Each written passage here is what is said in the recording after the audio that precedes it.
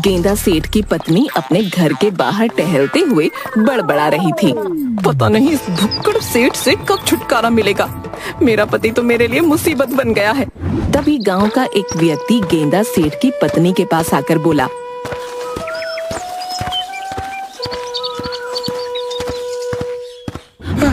मेरी मदद कीजिए ठकुराइन। अरे मुझे तो खुद मदद की आवश्यकता है, मैं तुम्हारी क्या मदद करूंगी? मेरे पास पैसे वैसे नहीं है। मैं आपसे पैसे नहीं मांग रहा, दरअसल मेरा भैंसों का तबेला है जिसमें कल अचानक से आग लग गई और मैंने बड़ी मुश्किल से मेरी भैंसों के खाने का भूसा बचा लिया है। कुछ दिन के लिए आप उस भूसे को अपने पास रख लीजिए। अच्छा तो तुम वही हो जिसके भैंसों के तबेले में आग लग गई थी? ठीक है, वो सामने कोठरी दिख रही है, वहाँ पर अपना भूसा रख दो। वो व्यक्ति अपनी भैंसों का भूसा रखकर वहाँ से चला गया। गेंदा सेठ की पत्नी जैसे ही अंदर गई कि तभी गेंदा सेठ उससे क्रोधित होकर बोला, अरे तुमसे कितनी बार कहा है कि मुझे समय पर भोजन दे दिया करो। तुम्हारा कोई भोजन खाने का समय है क्या? तुम्हें तो हर सेकंड भूख लगती रहती है। ये तो तुमने बिल्कुल सही कहा। चलो जल्दी से मेरे लिए भोजन लेकर आओ। भोजन तो अब तुम्हें रात में ही मिलेगा। मैं जा रही हूँ। कहाँ जा रही हो? पड़ोस की ताई का मुन्ना बीमार है, उसे देखने के लिए। इतना कहकर गेंदा सेठ की पत्नी घर से बाहर निकल गई। हे भगवान, अब मैं क्या करूँ? ये तो चली गई और मेरा भूख के मारे दम निकला जा रहा है। गेंदा सेठ अपने घर से बाहर निकला और बेचैनी से टहलने लगा। तभी उसकी नजर घर के बाहर बनी हुई कोठरी पर पड़ी। अरे दरवाजे की कुंडी कैसे खुली हुई है? गेंदा सेठ कोठरी के अंदर आ गया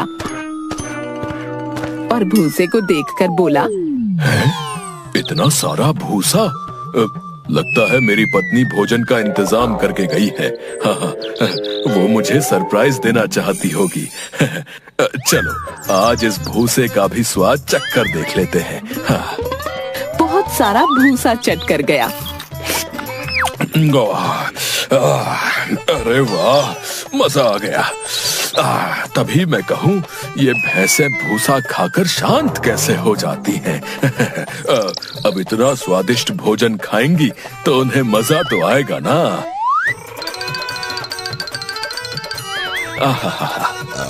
गेंदा सेठ जैसे ही उस कोठरी से बाहर निकला कि तभी गेंदा सेठ की पत्नी वहाँ आ गई।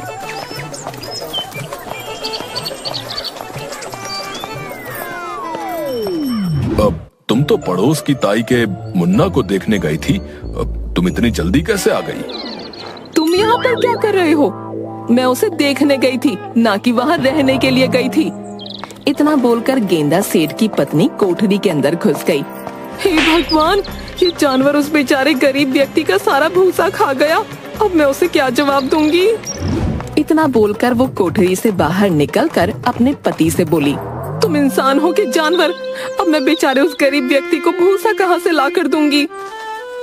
अब मुझे लगा तुमने ये मेरे लिए मंगवाया था, मुझे सरप्राइज देने के लिए।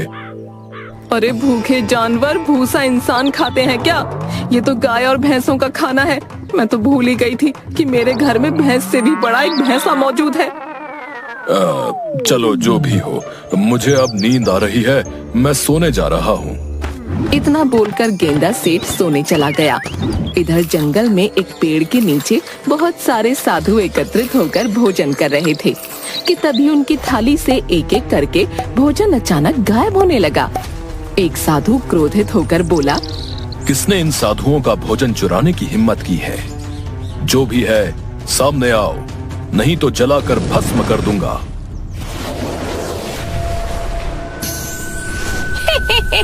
मैंने चुराया है खाना, बता क्या कर लेगा तू? तुझे शर्म नहीं आती साधुओं का भोजन चुराने में? मुझे भूख लगी है। तेरी भूख से तो सारा जंगल परेशान है। तू आधा जंगल खा चुकी है चुड़ैल। अब मैं क्या करूं? मुझे भूख ही इतनी लगती है कि मैं अपने आप को कई वैद्य और हकीमों को दिखा चुकी हूँ, मगर कोई फायदा नहीं हुआ।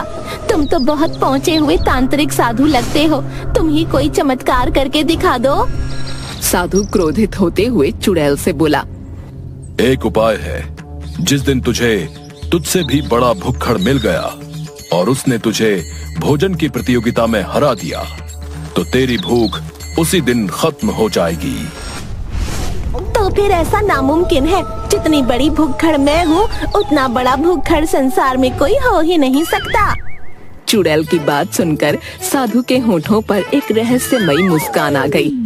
ये तेरी गलत फहमी है चुड़ैल। इस संसार में एक और भुक्कड़ है जिसका कोई मुकाबला नहीं। कौन है वो? मैं तुझे इंसानी रूप में उसी गांव में भेज रहा हूँ, टुनटुन के रूप में। नियति तुझे खुद उससे मिला देगी। जब तू उससे मिलेगी तो तेरा ज्यादा खाने का घमंड टूट जाएगा। चुड़ैल ने अपने आप को गेंदा सेठ के गांव में पाया, मगर इंसानी शरीर में। अरे साधु को कोई इंसानी शरीर नहीं मिला था क्या? उस साधु ने तो मुझे वाकई एक टुनटुन में परिवर्तित कर दिया।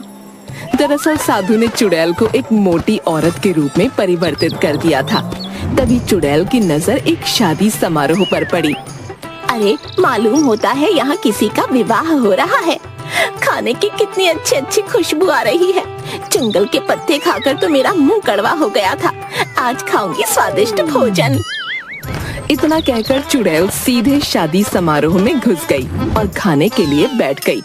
तभी लड़की के पिता उस चुड़ैल के पास आकर बोले, आपको कभी इस गांव में देखा नहीं।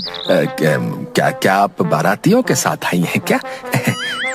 बदतमीज आदमी, तुम्हें अतिथि से बात करने की तमीज नहीं। अरे जब मैं यहाँ बैठी हूँ तो जरूर लड़की वाली होंगी ना। अरे आप तो बुरा मान गई हैं। इतना बोलकर वो एक व्यक्ति से बोला, अब इनके सामने भोजन की थाली परोसो और इनका ध्यान रखना। हाँ? उस व्यक्ति ने भोजन की थाली चुड़ैल के सामने परोस दी। बड़ा स्वादिष्ट भोजन है।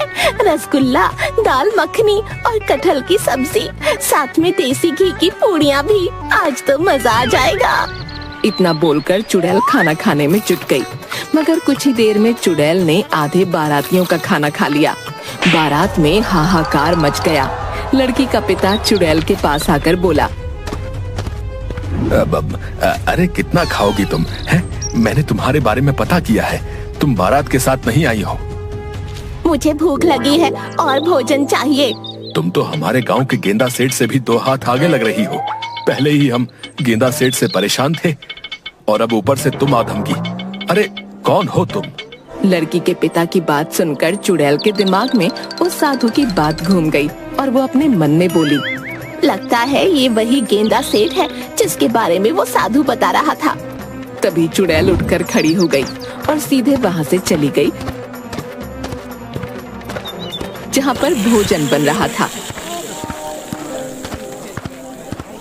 साधु ने मुझे इंसानी शरीर जरूर दिया, मगर मेरी शक्तियाँ अभी भी मेरे पास है, जिन्हें मैं महसूस कर सकती हूँ। चुड़ैल ने एक बड़ा बर्तन उठा लिया और सारे बारातियों का खाना खा गई। मुझे टक्कर देने वाला इस संसार में कोई है ही नहीं। इतना बोलकर चुड़ैल गायब हो गई।